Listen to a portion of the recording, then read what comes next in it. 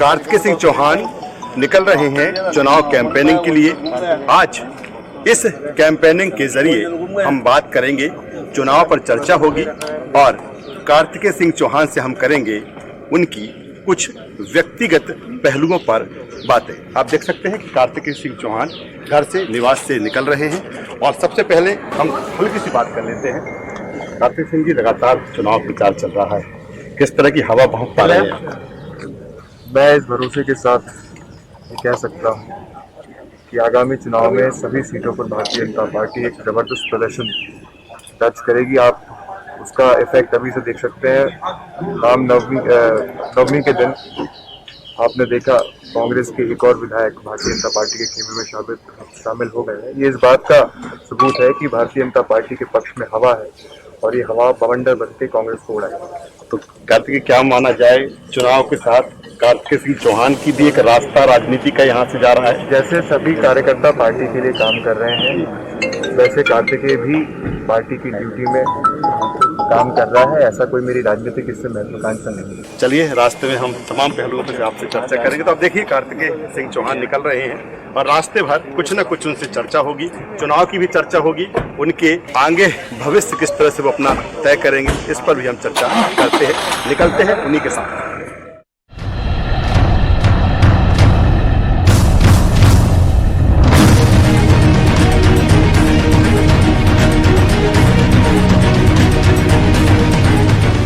तो भोपाल से बामोरी तक की जो यात्रा है कार्तिकेय सिंह चौहान की, और आरोन ये जगह है और आरोन में यहाँ पर जिस तरह से तुलादान यहाँ पर उनका किया जा रहा है, जो समर्थक हैं, जो उनके चाहने वाले हैं, वो उनका यहाँ पर स्वागत कर रहे हैं।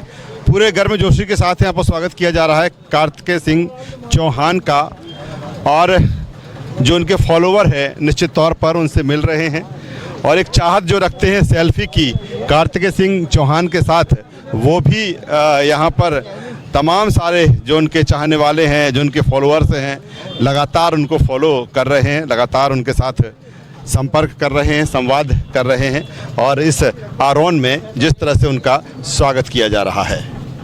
एक भी किसान को नहीं छोड़ूंगा। मैं विनम्रता से पूछना चाहता हूं मेरे बामूरी के साथियों, कितने किसानों का कर्जा माफ किया कांग्रेस की सरकार ने और आदरणीय कमलनाथ जी ने? ये केवल कोई राजनीति की बात नहीं है। आप कहते थे कि हम कर्जा माफ करेंगे, कोई 2 लाख के झूठे कर्जे माफी का वादा नहीं कर सकता, ना भारतीय जनता पार्टी की सरकार कर सकती है। हम में ऐसी संस्कृति नहीं है। हम आपको फ्री का कुछ नहीं दे सकते, लेकिन 13 वर्षों में अगर आप हमारा रिपोर्ट कार्ड उठाकर देखेंगे तो जहां खेती को लाभ का धंधा भारतीय जनता पार्टी ने बनाया, खेती के लिए नए साधन पैदा किए, खेती के लिए सिंचाई का रकबा बढ़ाया, आपकी लागत के लिए सही दाम बोनस के रूप में आपको देने का काम किया, 0% ब्याज पर कर्ज मुक्त करने का, 0% ब्याज पर कर्जा देने का काम भारतीय जनता पार्टी की सरकार ने दिया। हम आपके लिए वो उम्मीदें जगा सकते हैं, हम आपको इस लायक बना सकते हैं कि अपने पैरों पर खड़े होकर आप अपने माता पिता का नाम रोशन करो और अपने लिए 4 रोटी कमाने की इज्जत रख सको। ये काम करती है भारतीय जनता पार्टी और इसी दिशा में काम करते हुए मेरे युवा साथियों, मैं आपको कहना चाहता हूं, माननीय मुख्यमंत्री जी ने यह फैसला लिया है कि मध्य प्रदेश की धरती पर सरकारी नौकरियों में, शासकीय नौकरियों में 70% आरक्षण मध्य प्रदेश के युवाओं को दिया जाएगा। और मैं आपको बताना चाहता हूं कि सरकारी नौकरियों में जहां पर वैकेंसीज निकली है, तेजी से भारतीय जनता पार्टी उन वैकेंसीज को भरने का काम कर रही है, सरकारी प्रक्रियाएं चालू कर दी है। आपको घबराने की जरूरत नहीं है, हम अवसर पैदा करेंगे। और आदरणीय कमलनाथ जी ने 15 महीनों की सरकार में जन कल्याणकारी काम एक भी नहीं किया। मैं आज आप सबको ये खुशी के साथ बताना चाहता हूं कि हमारी सरकार बनते से ही माननीय मुख्यमंत्री जी ने 6,000 रुपए फसल बीमा का योजना, उसके साथ साथ 4,000 रुपए यानी 10,000 रुपए फसल बीमा योजना के अंतर्गत किसानों के खातों में डालने का काम किया है। और ये किया है तो केवल भारतीय जनता पार्टी की सरकार ने किया। आपने, जैसा कि मैं पहले कह रहा था कि जनहित की एक भी योजना जो भारतीय जनता पार्टी की सरकार में चलती थी, आप सबको याद होगा एक एक करके सारी योजनाएं बंद कर दी। मैं पूछना चाहता हूं आखिर क्या बिगाड़ा था हमारी प्रदेश की जनता ने? अगर क्या बिगाड़ा था, यहाँ की माता यहाँ पर बैठी है, मेरी बहनें यहाँ पर बैठी हैं, आखिर क्या बिगाड़ा था इस मध्य प्रदेश की बेटी ने, आपका कमलनाथ जी, जो आपने 15 महीनों में एक भी हाथ पीले नहीं होने दिए? बड़े बड़े विज्ञापनों में जरूर लिखा था कि मध्य प्रदेश में बेटियों को 51,000 रुपए दिए जाएंगे, लेकिन मैं दावे के साथ कह सकता हूं और कोई लाकर खड़ा कर दे एक बेटी को जिसका 15 महीनों में, जिसका कमलनाथ जी ने हाथ पीला करने का काम किया, वो एक भी बेटी नहीं थी।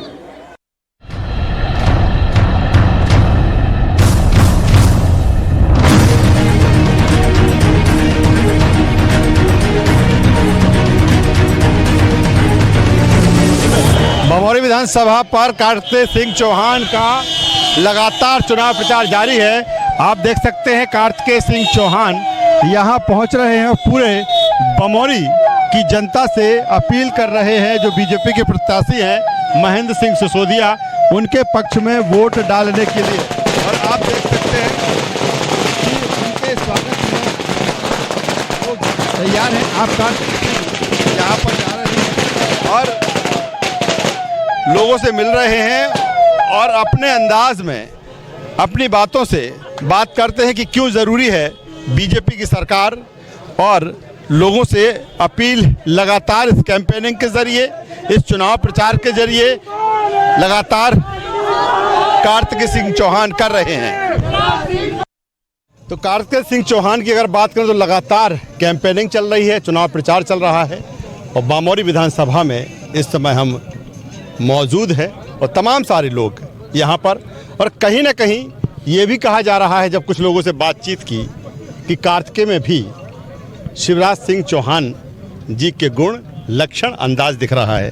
जानते हैं क्या कहेंगे कि अगर कार्तिकेय की बात करें, कैंपेनिंग के लिए वो निकले हुए हैं, किस तरह से लग रहा है आगे का एक नेता तैयार हो रहा है यहाँ से? बिल्कुल, हमारे मध्य प्रदेश के लोकप्रिय मुख्यमंत्री माननीय शिवराज सिंह जी चौहान का अनुसरण करते हुए कार्तिकेय जी हमारे भारतीय जनता पार्टी के उभरते हुए युवा नेता हैं और इनके मार्गदर्शन, उद्बोधन से निश्चित रूप से जनता में एक विश्वास पैदा होता है। और बमोरी विधानसभा उपचुनाव में जिस प्रकार से उन्होंने कैंपेन करके ये साबित कर दिया है कि जिस प्रकार से विदिशा लोकसभा क्षेत्र और विधानसभा क्षेत्र को उन्होंने संवारा सजाया है और जनता के बीच अपने काम की पहचान बनाई है, उसी प्रकार से आज बमोरी विधानसभा के बीच, लोगों के बीच आकर वो प्यार लोगों के साथ बांटा है, विकास का वादा किया है और आने वाले समय में निश्चित रूप से बमोरी विधानसभा में एक विकास के नया आयाम और इतिहास लिखा जाएगा। और कार्तिकेय जी जो उनका अनुसरण करते हुए भारतीय जनता पार्टी के युवा नेता के रूप में जो जनता के साथ विश्वास जोड़े हुए हैं, उससे ऐसा लगता है कि आने वाले समय में शिवराज सिंह जी के सही उत्तराधिकारी के रूप में वो अपनी पहचान बनाएंगे। क्या लगता है इस चुनाव को लेकर, जिस तरह से एक तरफ ये कहा जा रहा है, कांग्रेस की बात करें तो कांग्रेस कहती है ये लोकतंत्र बचाने के लिए, प्रजातंत्र बचाने के लिए चुनाव है, वहीं अगर हम बीजेपी की बात करें तो कहती है कि छल कपट के साथ ये सरकार बनी थी। लड़ाई किस मुद्दों को लेकर है, किस बात की लड़ाई है?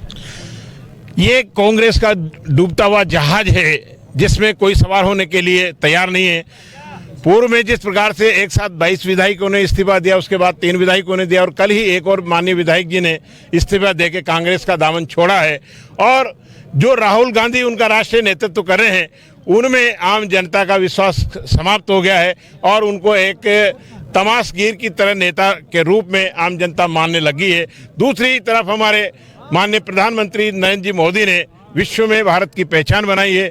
चीन के दांत खट्टे करने के लिए उन्होंने हमारी रक्षा सेनाओं को मजबूत किया है और आने वाले समय में जब भारत का नाम जैसा हम इतिहास में पूर्व में लिया करते थे कि हमारा भारत का गौरवशाली इतिहास है, जो परम वैभवशाली भारत बनेगा, वो माननीय नरेंद्र मोदी जी के नेतृत्व में विश्व में एक विजय पताका फहराते हुए भारत में एक अखंड भारत की स्थापना होगी। चलिए, तो आप देख सकते हैं कि एक तरफ कार्तिकेय सिंह और दूसरी तरफ जिस तरह से ये जंग है, उपचुनाव की जंग है, वादे हैं, दावे हैं, आरोप है, प्रत्यारोप हैं, लेकिन कुल मिलाकर बामोरी में आज कार्तिकेय सिंह चौहान की जिस तरह से कैंपेनिंग की, और जाहिर सी बात है युवा नेता हैं, युवा चेहरा हैं, और जिस तरह से कह रहे थे कि ये भविष्य के उत्तराधिकारी हैं इस मध्य प्रदेश के, और यही कारण है कि तमाम सारे लोग जो यहाँ पर मौजूद हैं उत्साहित हैं कार्तिकेय सिंह को लेकर। कैमरा पर्सन इमरान के साथ राजेश सक्सेना, न्यूज़ वर्ल्ड, बामोरी।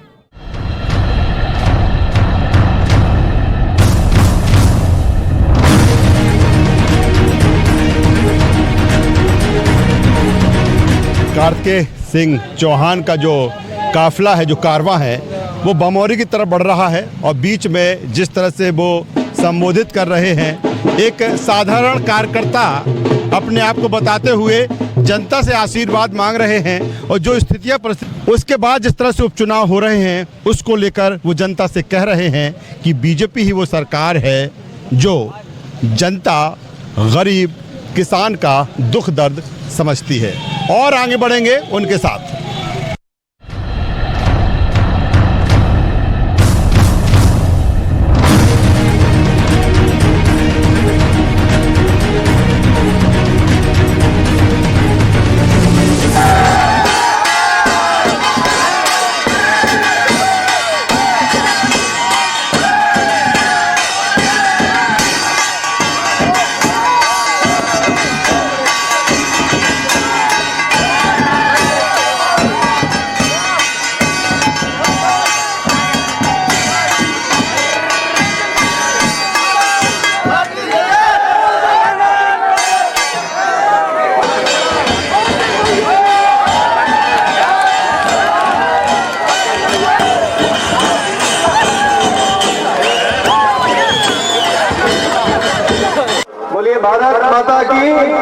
भारत माता की।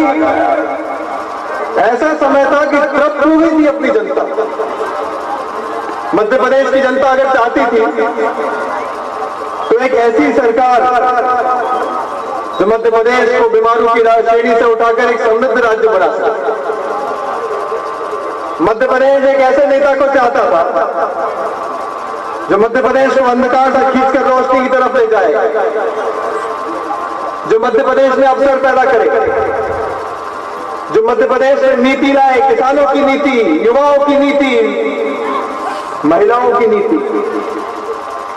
मध्य प्रदेश को जब 2005 में आपके आशीर्वाद से जब आदरणीय शिवराज सिंह चौहान जी का नेतृत्व मिला, तो उन्होंने जब शपथ ली तो केवल मुख्यमंत्री पद की शपथ नहीं ली, उन्होंने शपथ ली तो इस बात की ली कि मैं जीऊंगा तो बामोरी की जनता के लिए, मध्य प्रदेश की जनता के लिए, और मरना पड़ा तो मध्य प्रदेश की जनता के लिए मरना भी पड़ेगा। उन्होंने शपथ ली किस मध्य प्रदेश को जिसको अंधकार की ओर कांग्रेस ने ढकेल दिया, जिसको बेकारी की ओर कांग्रेस ने ढकेल दिया, उस मध्य प्रदेश को मैं वापस संभाल सकूं, यहाँ की जनता के जीवन स्तर को बेहतर बना सकूं। और मैं उनके सुपुत्र होने के नाते नहीं कह रहा हूं, बल्कि एक कार्यकर्ता होने के नाते कह रहा हूं। एक कार्यकर्ता जितना अच्छे से मैं कह सकता हूं उतने अच्छे से खड़ा मेरा ये भाई भी कह सकता है। अगर मैं आपसे कहूं भारत माता की, आप कहेंगे जय, लेकिन ये याद रखिएगा जिस भारत माँ की हम पूजा करते हैं, जिसको हम अपनी माँ मानते हैं, सही अर्थों में उसको अखंड करने में आजादी के बाद 70 साल लग गए, और उस भारत माँ को किसी ने सही अर्थों में अखंड किया है, एक किया है, तो केवल प्रधानमंत्री श्रीमान नरेंद्र मोदी जी ने किया है। इसलिए भारतीय जनता पार्टी, ये धर्म और धर्म का युद्ध है साथियों। और जब हम मंदिर जाते हैं, भगवान की पूजा करके निकलते हैं, तो कहते हैं, अगर कोई कहे धर्म की, तो आप कहेंगे जय हो। इस धर्म की ही हमको विजय करानी है, जय करानी है। क्या क्या झूठ आप सबसे बोले गए, क्या क्या झूठ यहाँ के किसानों से, महिलाओं से, बेरोजगारों से बोले गए। क्या कहते थे हमारे कांग्रेस के नेता? कहते थे कि हमारी सरकार बनने दो। उनके बड़े नेता कहते थे 1, 2, 3, 4, 5 नहीं 10 दिन में अगर किसानों का कर्जा माफ नहीं किया तो मुख्यमंत्री बदल कर रख दूंगा। मुझे जरा बताइए मेरे साथियों, कितने किसान थे जिनका 10 दिनों में कर्जा माफ हो गया? कोई है यहाँ पर ऐसा किसान जो 10 दिनों में जिनका कर्जा माफ हो गया? अच्छा, वो उसके बाद कहते थे कि 10 दिन तो ठीक है, लेकिन हम सारे किसानों का कर्जा माफ कर दें। देखिए, मैं राजनीति ज्यादा नहीं जानता, लेकिन इतना जानता हूं कि राजनीति में मान सम्मान कभी नहीं होना चाहिए। और भूखा नंगा, आप किसको भूखा नंगा कह रहे हैं कमलनाथ जी? जाके पाओ ना फटी विवाही, वो क्या जाने पीर पर आई, जिसने गाँव की पगडंडियां नहीं देखी हो, जिसने गाँव की गलियां नहीं देखी हो, जिसने गरीबी नहीं देखी, जिसने बीमारी नहीं देखी, जिसने बेकारी नहीं देखी, जो चांदी का चम्मच मुंह में लेकर पैदा हुए, जो राज करने को अपना जन्मसिद्ध अधिकार मानते हैं, उन लोगों के लिए भूखा नंगा एक गाली होगी। लेकिन हमारे लिए, भारतीय जनता पार्टी के कार्यकर्ताओं के लिए, और यही रिश्ता है जो आज भले मुख्यमंत्री ना रहे, भले उस समय जो 15 महीने की सरकार गई थी, लेकिन जनता ने फिर भी अपने दिल के सिंहासन से कभी उतारा नहीं ऐसे अपने मामा को। केवल कांग्रेस ने गरीबों का अपमान नहीं किया, हर वर्ग का अपमान करने का काम किया है। मैं विनम्रता से कहता हूं, सामने सभी माताएं बैठी हैं, जिस प्रकार के शब्द एक स्त्री के लिए, एक नारी के लिए कमलनाथ जी ने खुद भरी सभा में अपने मुंह से बोले, मैं इस मंच की गरिमा को खराब नहीं करना चाहता, वो कहते, इस मंच की गरिमा का मैं निरादर नहीं करना चाहता। जिस प्रकार के शब्द उन्होंने उपयोग करे आप सब जानते हैं। पूछना मैं चाहता हूं कि क्या इस प्रकार में ऐसे समाज में ऐसे व्यक्ति जिसके पीछे पूरी कांग्रेस पार्टी है, क्या उसको ऐसे शब्दों का उपयोग करना चाहिए? आदरणीय कमलनाथ जी, मैं आपसे उम्र में बहुत छोटा हूं, मेरी समझ भी बहुत छोटी है, राजनीतिक समझ भी बहुत छोटी है, लेकिन मैं इतना जरूर जानता हूं कि यत्र नार्यस्तु पूज्यन्ते रमन्ते तत्र देवता के उठे तो खबर आई कि अब 28 नहीं, अब तो एक और विधायक भारतीय जनता पार्टी में शामिल हो गए हैं।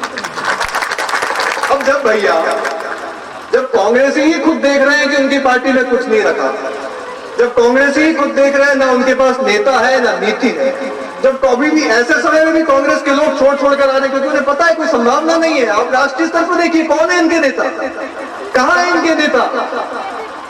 और आज भी देखिए पूरी भारतीय जनता पार्टी एकजुट होकर लगी है। अच्छा मुझे बताइए, हमें कितनी सीटें चाहिए जीतने के लिए? 28 सीटों में उपचुनाव, 28 सीटों में से कांग्रेस को जीतने के लिए चाहिए 28 और भारतीय जनता पार्टी को चाहिए 8 सीट।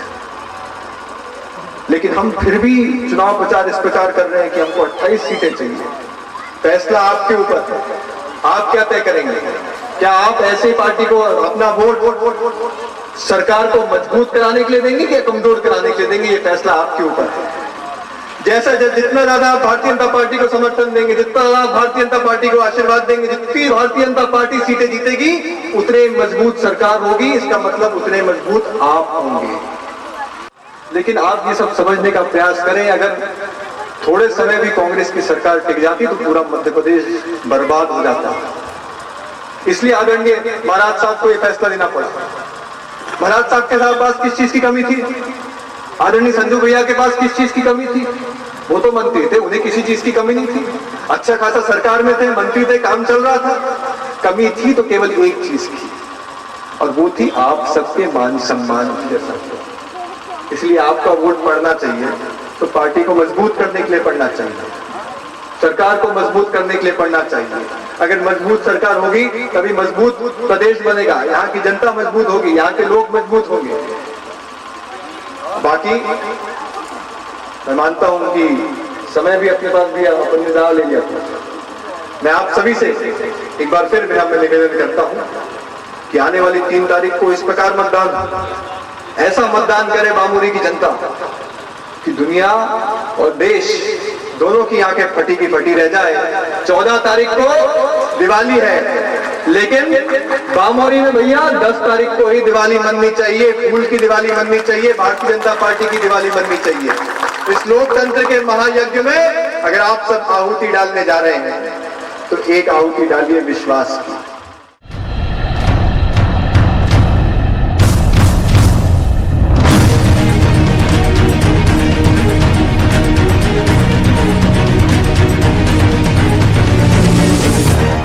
तो कार्तिकेय सिंह चौहान का धुआंधार चुनाव पर चर्चा करेंगे। कुछ व्यक्तिगत मसले भी होंगे, उस पर भी चर्चा होगी। लेकिन जिस तरह से सुबह से लेकर अभी तक जो उनका चुनाव प्रचार चल रहा है, जो कुछ हमने देखा, जो कुछ सुना, या फिर कार्तिकेय सिंह चौहान जो कुछ कह रहे हैं, जिस अंदाज में कह रहे हैं, जिस परिपक्वता के साथ कह रहे हैं, क्या कहा जाए, एक युवा नेता आगे बढ़ रहा है। तमाम मुद्दों पर बातचीत करेंगे। कार्तिक, सबसे पहले तो स्वागत है। बहुत बहुत धन्यवाद। ये लड़ाई बात करें, ये पहला मौका है कि उपचुनाव भी 28 सीटों पर हो रहा है। आप कहते हैं, मैंने सुना कि लड़ाई धर्म और अधर्म की है, कैसे डिफाइन करें? देखिए, धर्म क्या है? मानव जीवन में आपने अगर जन्म लिया है तो आपका ये दायित्व बनता है कि दूसरों की सेवा करें। दूसरों की सेवा करने में माननीय मुख्यमंत्री जी ने कोई कसर नहीं छोड़ी। हर वर्ग के लिए योजना निकाली, चाहे वो बेटियों के लिए हो, उनकी शादी से, उनके शादी तो छोड़िए, जन्म से लेकर, जैसी जन्म होता है लाडली लक्ष्मी योजना, बड़ी होती है तो पढ़ाई लिखाई की चिंता, उसके बाद कॉलेज की फीस, शादी की उम्र होती है तो कन्यादान योजना, उसके बाद मरने तक की योजना, मतलब संबल योजना के अंतर्गत तो उसकी मृत्यु तक की योजना भारतीय जनता पार्टी की सरकार ने बनाई है। तो सचमुच में एक जन्म से लेकर मरण तक की योजना जिसने बनाई है वो धर्म है। दूसरा, किसानों के लिए खेती को लाभ का धंधा बनाना, उनके लिए अधिक आय उत्पन्न करना, उनको बोनस देना, उनको 0% ब्याज पर कर्जा देना, उनके लिए अगर प्राकृतिक आपदा आ जाए, अगर भगवान भी रूठ जाए तो ऐसे समय में भी उनकी मदद करना, ये धर्म है। और अधर्म क्या है? इन सभी योजनाओं को बंद कर देना। जो कमलनाथ जी कहते थे कि हम बेटियों की शादी कराएंगे, 51,000 रुपये बढ़ा दी हमने राशि, 15 महीनों में एक भी बेटी की शादी नहीं हुई। इससे बड़ा पाप मैं मानता हो नहीं सकता। तीर्थ दर्शन योजना इतनी प्यारी, मतलब मध्य प्रदेश के बुजुर्गों के लिए, कि अपनी वृद्धावस्था में अगर बेटा बेटी सक्षम नहीं है या अन्य कारणों से जा नहीं पा रहे तो सरकार उन्हें भेजा करती थी। ये धर्म है। ऐसी योजना को बंद करना अधर्म है। आपने किसानों का कर्जा माफ़ नहीं किया, उनसे झूठा वादा किया, ये अधर्म है। युवाओं के साथ आपने बेरोजगारी भत्ता का वादा करके आपने विश्वासघात किया, ये अधर्म है। तो मेरे लिए इसलिए ये धर्म और अधर्म का चुनाव है। कार्तिक, देखा जाए ये तमाम सारी चीज़ें हैं, आप कह रहे हैं, बीजेपी कह रही है, लेकिन इसके उलट देखा जाए तो कांग्रेस तमाम तरह के आरोप लगा रही है। भगदड़ कांग्रेस में है, एक और विधायक टूट कर गए, लेकिन आरोप कि कहीं ना कहीं प्रलोभन है, लालच है। देखिए, अब कांग्रेस के पास और कुछ बचा नहीं है, तो एक ही मुद्दे को बुनाने में लगी हुई है। लेकिन सच्चाई ये है, अब चाहे आप भामोरी की बात करें या किसी भी विधानसभा की बात करें, वहाँ पे माननीय पूर्व मुख्यमंत्री जी अपने मुख्यमंत्री निवास या फिर वल्लभ भवन से बैठ के सरकार चलाया करते थे। छोटे कार्यकर्ता को तो आप भूल जाइए, ना विधायकों की सुनवाई होती थी, ना कैबिनेट लेवल के मंत्रियों की सुनवाई होती थी। केवल अपने आसपास गिने चुने लोगों को रखना, उनसे सरकार चलाना, इसकी वजह से एक नाराज़गी लोगों में पैदा हुई। दूसरा, जो योजनाएं बंद कर देना, उसकी वजह से नाराज़गी लोगों में पैदा हुई और असंतोष इतना बढ़ गया। मैं अभी से नहीं कह रहा हूँ, मैं तो कब से कह रहा हूँ कि कांग्रेस में पहले से ही गुटबाजी है। हर व्यक्ति अपना अलग अलग अपने आप को मानता था, तो इसकी वजह से कांग्रेस अपने ही बोझ तले बिखर गई। कांग्रेस का परिवार कभी एक नहीं था। भारतीय जनता पार्टी एक परिवार की तरह है, सबको एक धागे में पिरो के रखती है, लेकिन कांग्रेस अपने आप को संभाल नहीं पाई, अपने आप को बटोर नहीं पाई। अलग अलग विचारधाराएं एक पार्टी के अंदर पैदा हो गई थी, इसलिए अलग अलग रास्ते। नहीं लग रहा है कि कांग्रेस के तमाम सारे लोग आ रहे हैं? अगर बीजेपी की विचारधारा, आइडियोलॉजी की बात करें, उसमें जो तमाम सारे नेता है कैसे समाहित हुए? कहीं चुनौती तो बीजेपी के लिए नहीं बनेगी? हालांकि अभी चुनाव है, हो सकता हो ऐसे फैसलों आगे युवा आप है, किस तरह से इसको देखते हैं? देखिए, जो भी लोकतांत्रिक पार्टी होती है, जिसकी नींव लोकतंत्र से रखी जाती है, उसमें ऐसी कठिनाइयाँ नहीं होती। हम आज गर्व से कहते हैं कि हम एकजुट हैं प्रधानमंत्री श्री नरेंद्र मोदी जी के नेतृत्व में, हम एकजुट हैं आदरणीय अध्यक्ष JP नड्डा जी के नेतृत्व में, हम एकजुट हैं हमारे मुख्यमंत्री जी के नेतृत्व में, हम एकजुट हैं आदरणीय VD शर्मा जी के नेतृत्व में, क्योंकि हमारी पार्टी की संस्कृति ऐसी रही है, कैडर बेस्ड पार्टी है। इसमें कोई परिवारवाद या फिर कोई व्यक्ति जिसने गांव की गलियां नहीं देखी उसको सीधा मुख्यमंत्री या राष्ट्रीय अध्यक्ष नहीं बनाते हैं। यही कल्चर है जो पार्टी को पिरोए रखता है एक धागे में सभी मोतियों को। तो ये संस्कृति है भारतीय जनता पार्टी की जो उसको एक साथ रखती है। 2018 चुनाव, किसानों की कर्ज माफी एक बड़ा मुद्दा रहा है। अभी भी वो मुद्दा है। एक तरफ अगर कांग्रेस की बात कहें तो वो कहते हैं हमने कर्ज माफ़ी की है, बीजेपी कहती है कि कर्ज माफ़ी नहीं हुई है। क्या इस चुनाव में आप लगातार जा रहे हैं, कैंपेनिंग कर रहे हैं, ये मुद्दा है क्या? जब आप जाते हैं, बातचीत करते हैं तो क्या मिलता है आपको सुनने को वहाँ पर? आप कह रहे थे कर्ज माफ़ी कांग्रेस कह रही किया है, मुझे वो बताए कि कितने किसानों का कितना कर्ज माफ़ हुआ। वो कहते हैं कि हमने किया है।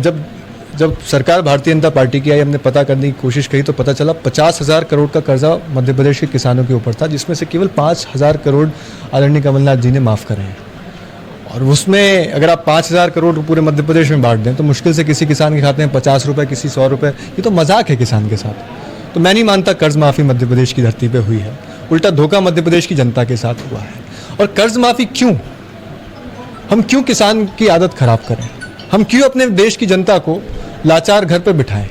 हम ऐसी योजनाएं लाएं जिससे खेती लाभ का धंधा बने, जिससे किसान मेहनत करे और मेहनत की कमाई खाए। हम क्यों बेरोजगारी भत्ता बांटें? हम क्यों युवाओं को घर पे बिठाएं? नौजवान हाथ हैं, गर्म खून है, मजबूत हाथ हैं, मजबूत कंधे हैं, उनको जाके परिश्रम कराएं, उनकी परिश्रम का सही फल उनको देना, उनकी मेहनत का सही इनाम देना, ये भारतीय जनता पार्टी की संस्कृति है। और इसी भारतीय जनता पार्टी इसके आधार पर योजना बनाती है। हम युवाओं को, किसानों को उनके पैरों पर खड़ा करना चाहते हैं, उनको मजबूत बनाना चाहते हैं, इस लायक बनाना चाहते हैं कि वो अपने लिए दो वक्त की रोटी कमा सकें, इस लायक बनाना चाहते हैं कि अपने परिवार का मान सम्मान बढ़ा सकें। हम उन्हें मुफ्त का नहीं देना चाहते, बल्कि वो देना चाहते हैं जिसके वो हकदार हैं। तमाम सारी चीज़ें बीजेपी है, सरकार है, वो बताती है, लेकिन अगर आपकी बात की जाए तो क्या लगता है कि अभी मध्य प्रदेश में इसकी ज़रूरत है? आप युवा हैं, आगे बढ़ रहे हैं इस दिशा में, तो लगता है कि कौन सी ऐसी चीज़ें नहीं अभी मध्य प्रदेश में नहीं हुई हैं, इनकी बहुत आवश्यकता है? देखिए, मध्य प्रदेश में हर क्षेत्र में, क्योंकि विकास एक ऐसी चीज़ नहीं है जो आज हमने करी जो और कल हो गई। विकास एक कंटिन्यूस प्रोसेस है। आज आपने किसी के यहाँ डामर की सड़क बनाई, कल उसको सीसी सड़क चाहिए होगी। आज आपने किसी किसान को 8 घंटे बिजली दी तो कल उसको 12 घंटे बिजली देनी होगी। तो मैं मानता हूँ कि जो विकास है एक निरंतर चीज़ है, इसकी और कैसे इसे बेहतर किया हर क्षेत्र में, चाहे वो शिक्षा का हो, चाहे वो हर क्षेत्र हो, हर क्षेत्र में काफ़ी गुंजाइश है जिससे मध्य प्रदेश आगे बढ़ सकता है। और मैं ये भी कहना चाहता हूँ गर्व के साथ कि मेरी पार्टी के शासन में मध्य प्रदेश ने एक लंबा सफ़र तय किया है। और मैं ये भी कहता हूं कि मध्य प्रदेश को अभी भी लंबा सफ़र तय करना बाकी है, लेकिन वो लंबा सफ़र मध्य प्रदेश के खुशहाल भविष्य बनाए, इसके लिए ज़रूरी है भारतीय जनता पार्टी। और मैं कहता हूं मोदी जी हैं तो मुमकिन है, शिवराज है तो संभव है। कार्तिक के लिए पहला मौका है जब इतने अलग अलग पहुंचकर कैंपेनिंग कर रहे हैं। देखा आप बुधनी तक मैनेजमेंट रहता था या फिर 1-2 जगह, ये पहला मौका है। और फिर अगर पहला मौका है तो किस तरह का आप फील कर रहे हैं? मुझसे अगर कोई पूछे कि आपको संस्कार किसने दिए तो मैं कहूँगा माता ने, अनुशासन किसने दिया तो कहेंगे पिता ने, लेकिन तैयार किसी ने किया घूमने के लिए, लोगों तक जाने के लिए, तो मैं अपने क्षेत्र की जनता, आज अगर वो इस आपके चैनल के माध्यम से मुझे सुन पा रहे होंगे तो मैं उनको इसका श्रेय देना चाहूँगा।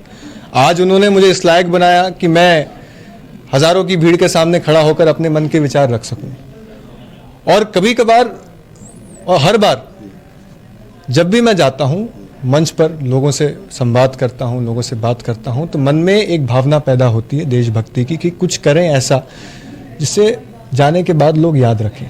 और वो भावना ही है जो मुझे आगे बढ़ने के लिए प्रेरित करती है। क्योंकि यहाँ से माना जाए कि कार्तिकेय सिंह चौहान राजनीति की, पॉलिटिक्स की जो रूट है, जो पटरी है, यहाँ से उस पर चल पड़े हैं, या फिर अभी और मुकाम है, उसके बाद फिर ही आगे बढ़ेंगे? अब राजनीति बहुत ही कंट्रोवर्शियल शब्द है, और अब यहाँ से क्या, अगर आप जन सेवा बोलें राजनीति को, तो मेरी जो शुरुआत है वो तो 2013-2012 में ही हो गई थी। तब से लोगों की सेवा करना चालू कर दिया है, आगे भी करते रहूँगा। बीच में अभी आप कह रहे हैं कि जिस तरह से आपने लॉ किया है, आगे उस दिशा में भी जाना है, इसकी क्या तैयारी है? दोनों साथ साथ चलेंगे? ये बात सही है। मैंने 2018 में वकालत की पढ़ाई पूर्ण की थी। उसके बाद मैंने 1 साल भोपाल जिला न्यायालय में मैंने प्रैक्टिस भी करी, लेकिन मुझे लगा कि मेरा सही उपयोग जीवन की सार्थकता अगर निकल कर आ सकती है तो लोक सेवा में, जनता की सेवा में है। इसलिए इस दिशा में आगे बढ़ने का प्रयास कर रहा हूँ।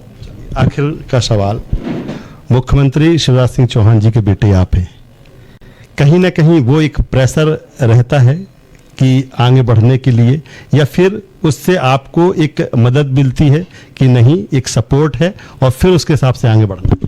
मैं अपने आप को नेता पुत्रों में से नहीं मानता हूं जो अपने पिताजी की विरासत संभाले। मुझे विरासत में सही बोलूं तो पिताजी से राजनीति नहीं मिली है, उनके संस्कार मिले हैं, और यही संस्कार हैं जो मुझे कुछ अच्छा करने के लिए प्रेरित करते हैं। मैं ये ज़रूर मानता हूं कि एक बड़े नेता का बेटा हूं, लेकिन मैं ये भी मानता हूं कि एक आम आदमी भी हूं, मैं एक आम व्यक्ति भी हूं, और एक इंसान होने के नाते मुझे भारत ये हक भी देता है कि मैं मेहनत करूं इस क्षेत्र में, अपनी प्रतिभा को साबित कर सकूं। ये प्रतिभा ऐसी चीज़ है जो एक नेता का बेटा भी कर सकता है और एक आम लड़का भी कर सकता है। मैं एक आम बनने की कोशिश कर रहा हूँ। इसमें होते हुए इन सभी 28 में से कितनी सीटें? 28 में से 28 सीटें। अब तो मैं कहता हूँ 28 में से 29 सीटें भारतीय जनता पार्टी देगी, क्योंकि क्या ये सिलसिला रुक जाएगा कि और बढ़ेगा? 29 हो गए अब ये तो कांग्रेस के आदरणीय बड़े नेता बताएंगे। अब उनका पार्टी पे कंट्रोल मुझे सही नहीं लग रहा है। जिस प्रकार की नीति उन्होंने पार्टी में, जिस प्रकार की विचारधारा से वो पार्टी में काम कर रहे हैं, मुझे तो ऐसा लगता है कि पूरी कांग्रेस पार्टी में ऐसी और मतलब संभावनाएं हो सकती हैं कि, क्योंकि पार्टी में कुछ बचा नहीं। आप देखिए ना, राष्ट्रीय नेतृत्व में कौन है? उनके बड़े नेता एब्सेंट हैं, बड़ी कोई सभाएं नहीं कर रहे हैं। उनकी स्टेट लीडरशिप में अकेले कमलनाथ जी मुखिया भी हैं पार्टी के, सेनापति भी हैं, सब सिपाही भी हैं, सारे काम आदरणीय कमलनाथ जी कर रहे हैं। तो कांग्रेस के पास बचा क्या है? इसी का कारण है कि लोग कांग्रेस को छोड़कर अब भारतीय जनता पार्टी का दामन थाम रहे हैं, सच्चाई का दामन थाम रहे हैं। उन्हें अपना भविष्य भारतीय जनता पार्टी में, देश का भविष्य, प्रदेश का भविष्य भारतीय जनता पार्टी में दिखता है। सभी नेता दिग्विजय सिंह पे सवाल खड़े करते हैं, आप उनका शुक्रिया अदा कर रहे हैं? नहीं, शुक्रिया अदा करना चाहिए। जो उन्होंने किया है सही अर्थों में, उनकी वजह से ही आज मैं उनको प्रणाम भी करता हूं, उनको धन्यवाद भी देता हूं। उनकी वजह से मध्य प्रदेश में भारतीय जनता पार्टी की सरकार आई है। और मैं पहले से ही कहता था कि जब भी मैं चुनाव 2018 से पहले भी जनता के बीच में जाता था कि जो पार्टी आंतरिक विरोध से घिरी हो, आपस में जिसमें लड़ाई हो, कभी देश का भला नहीं कर सकती। और ये गलती उनकी नहीं है, राजा साहब की नहीं है, ये गलती कांग्रेस की संस्कृति की है। अगर लोकतांत्रिक प्रक्रियाएं आपकी संस्कृति में नहीं होगी, अगर आपका अध्यक्ष उस प्रक्रिया से चुना नहीं जाएगा, तो पार्टी में हमेशा आंतरिक विरोध बना रहेगा। और उसी का नतीजा है कि आज कांग्रेस का ये हाल है।